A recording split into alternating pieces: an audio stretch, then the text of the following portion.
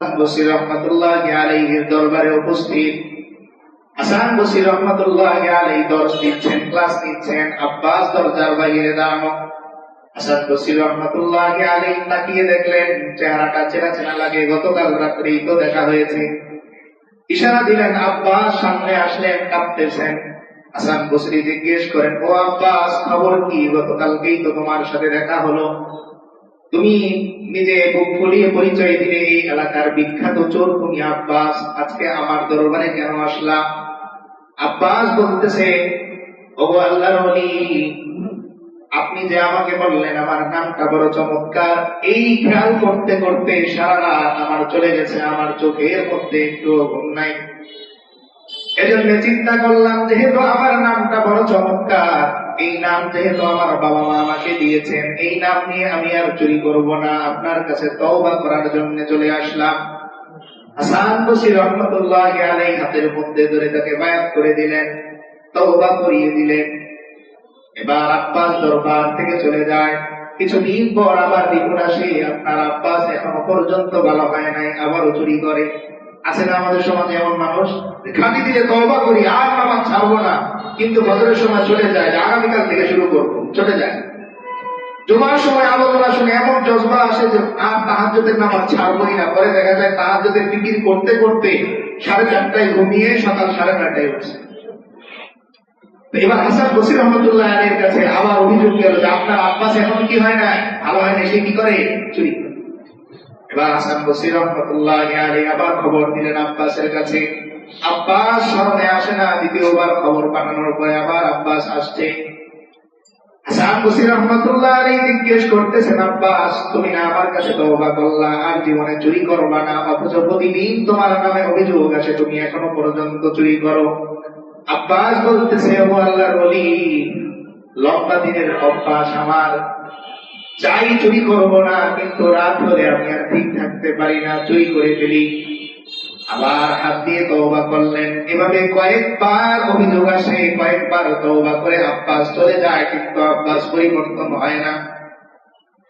এবার হাসান বসরি রহমাতুল্লাহি আলাইহি রাগ হয়ে বললেন, ও আব্বাস, সাবধান, সামনে আরেকবার যদি তোমার নামে চুরির অভিযোগ শুনি, তুমি আর আমার দরবারে কোনোদিন আসবা না।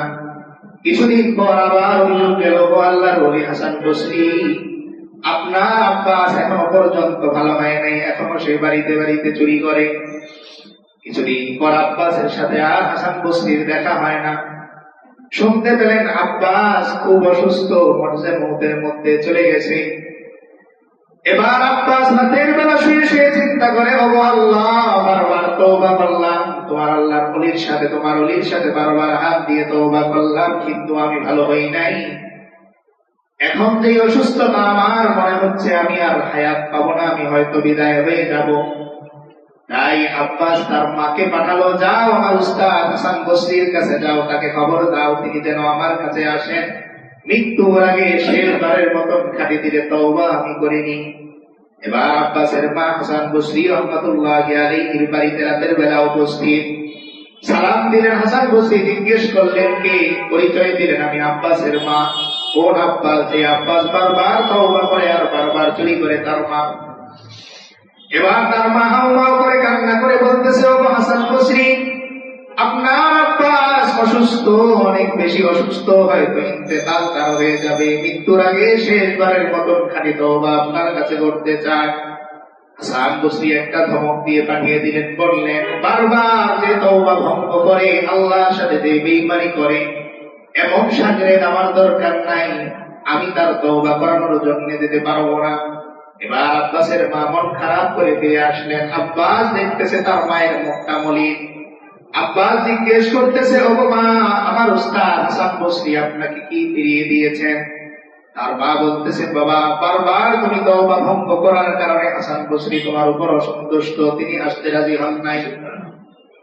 এবার আব্বাস দুইটা হাত উপরের দিকে দিয়ে বলতেছে, ও আল্লাহ, আপনার ওলি হাসান বসরি আমাকে ত্যাগ করেছে, কিন্তু আপনি তো আমাকে ত্যাগ করেন নাই। আল্লাহ, আমি তওবা করতেছি, আর জীবনে চুরি করব না, মেহেরবানি করে আপনি আমার তওবা কবুল করে নেন। এবার আব্বাস তার মাকে বলতেছে, ও মা, যেহেতু হাসান বসরি আমার তওবার জন্য আসলো না, আমার ইন্তেকালের পরে আমার চেহারার মধ্যে আপনার পাটা রাখবেন, আর আমার গলার মধ্যে জোতার মালা পরিয়ে পুরো শহর আপনি ঘোরাবেন আর বলবেন, আব্বাসের মতো যারা বারবার তওবা করে, বারবার তওবা ভঙ্গ করে, তাদের শাস্তিটা এমন হয়। এবার রাতের বেলা আব্বাস ইন্তেকাল করে।